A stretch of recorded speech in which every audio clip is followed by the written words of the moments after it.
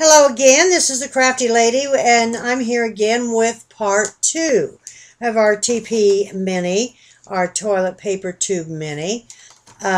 We left off with having stained our pages. These are pages. There are 6, and we're staining these with distress stain around the outer perimeter, coming in about 1/4 of an inch. Now, as I said earlier in the first tutorial, that you could use a stain, you could use paint, you could use the Dabra paints or paint it with brush.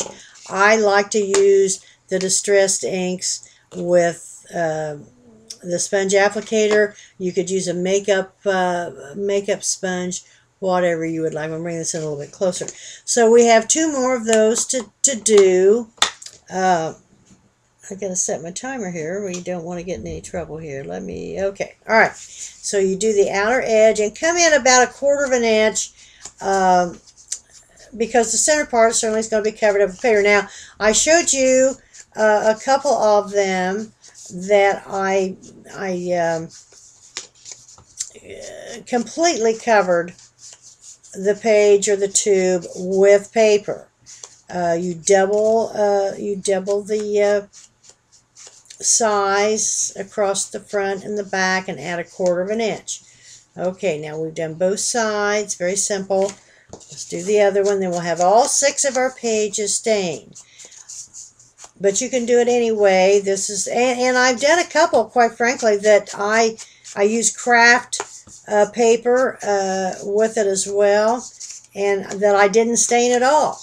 Now, I covered them with the paper. You need to cover them with paper, pattern paper. But you don't necessarily have to stain them. I do not stain on the inside. There's so many things you can do with these, and I'll show you as we go along. You can chamfer the edges. You can use a decorative punch along the edges, that type of thing. So we have all 6 of our pages. I'm going to trim this down a little bit. It's a little fuzzy. We have 6 of our pages all stained. Now we're going to finish up with the hinge. The hinge, if you remember, extends the page so you can utilize the whole length of the page, put in your card, your photos, and your journaling. You put this on about 1/4. I have 1/4 inch score tape here that I'm going to use. I'll run this across the top and the bottom. I'll show you that. And then you lay that right on top after you peel it off. Close it. This will be hollow inside. You want it hollow inside.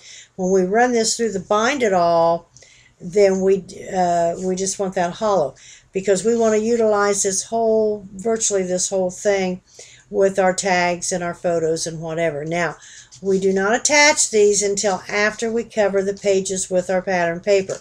We don't cover the hinges with it. Well, you can, I suppose, but I didn't. You don't cover the hinge with your pattern paper, but you cover your pages with your pattern paper. So you take, this is off of an 8.5 by 11 piece of cardstock. This is craft. I bought this at Hobby Lobby or Michael's, one or the other. It's not expensive paper, but I use it an awful lot. And this is 8.5 by 11. Other companies quit making the 12 by 12, but I think it's Hobby Lobby that still carries the 12 by 12 in the craft paper, which, as I say, use it a lot. So you score this down the middle at 1 inch. I'm sorry, this is 2 inches wide. At 1 inch, you fold it over, and then you burnish it with your bone folder. Make a nice crisp edge. You're going to take this and you're going to cut this. These are 2.5 inches, and I just lay one on top of the other. Or you can put it on your cutting machine, or you can cut it with a craft knife. But you need 3 more of these, so I just lay one on top of the strip. There's one. They do not have to, well, they have to be precise, but you really want them at the same length, of course, the width of your page. Lay it on top and cut it across. Very simple, very easy. Okay, now I'm going to take and stain these as well. I do the outer perimeter on one side only. You only have to do one side. Oh, I'm out of one side. We're going to do all three.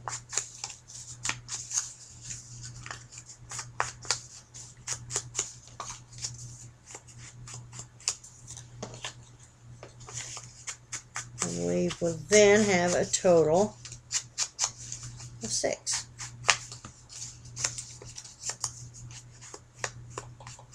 Okay, there is our 6 hinges. Now, I've already covered, you're going to cover the front and the inside, the front and the back. This is your cardboard, chipboard front, and here is your back. You're going to cover these with pattern paper, and you're just going to cover them to the edge. You can wrap them if you'd like, and then I think I'll do another one where we do wrap them. But these we're just going to do the front, the inside of the front, the back, and the inside of the back. And I've already done one of them. I'm using this paper. It's a 12 by 12 sheet of paper. I also got this, I think, at Michael's. And what we do is I take.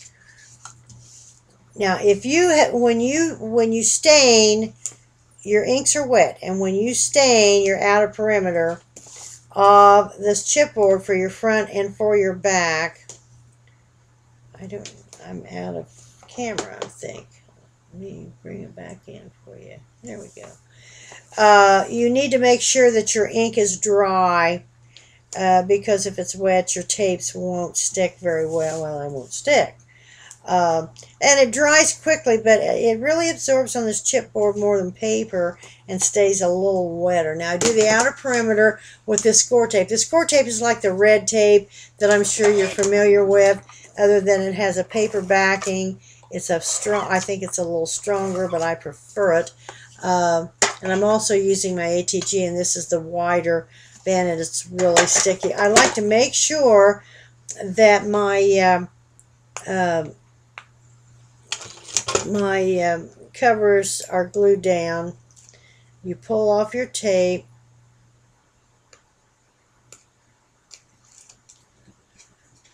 You don't need bubbles, that type of thing. You can also burnish this with a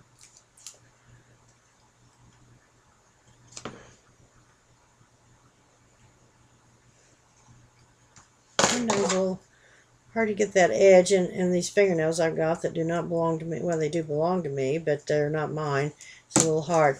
So you're going to take this and you're going to lay this on the very edge, across the top of it, down the side. Very simple. And then you're going to stick it down. Burnish it. As I say, you want a good stick on it. Then I take my craft knife and just cut around the edge. Very simple.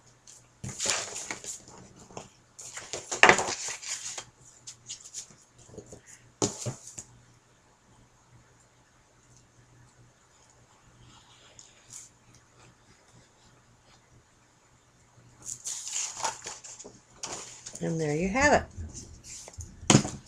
You have your cover. Well, you have the cover on your front. Now, I like to take a sanding block and just go over the edge. If I don't wrap it, I like to do this and just go over the edge. And then take your ink again and go over the edge of this as well. You'll do the same thing to the back, because we're going to, well, this is the back, I'm sorry, to the inside. And after you cover the inside with your pattern paper, then you're going to bevel the edge. Maybe you don't have to, but I think it does. It makes it a little nice. And then after you do that, it makes the ink take a little bit better as well. So we have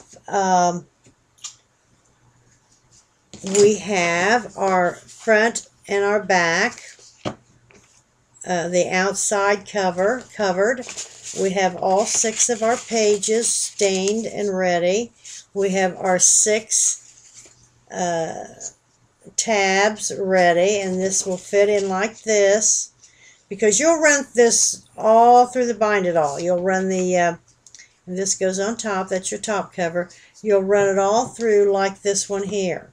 So your cover as well as your pages will all be run through the bind it all.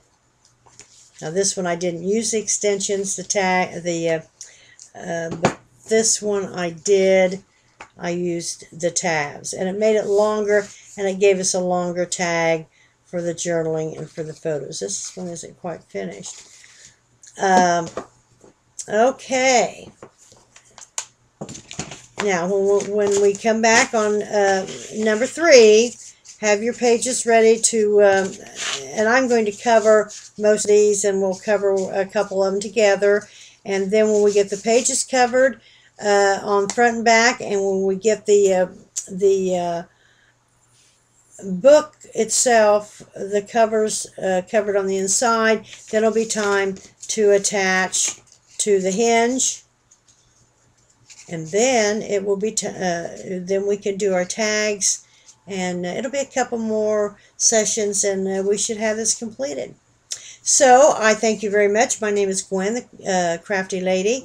I have a blog spot at WordPress, CraftyLadyDesigns.com. Please visit the site and leave a message. If you have any questions, please email me at gcasteel@comcast.net, and I will be back with tutorial number 3. Thank you so much.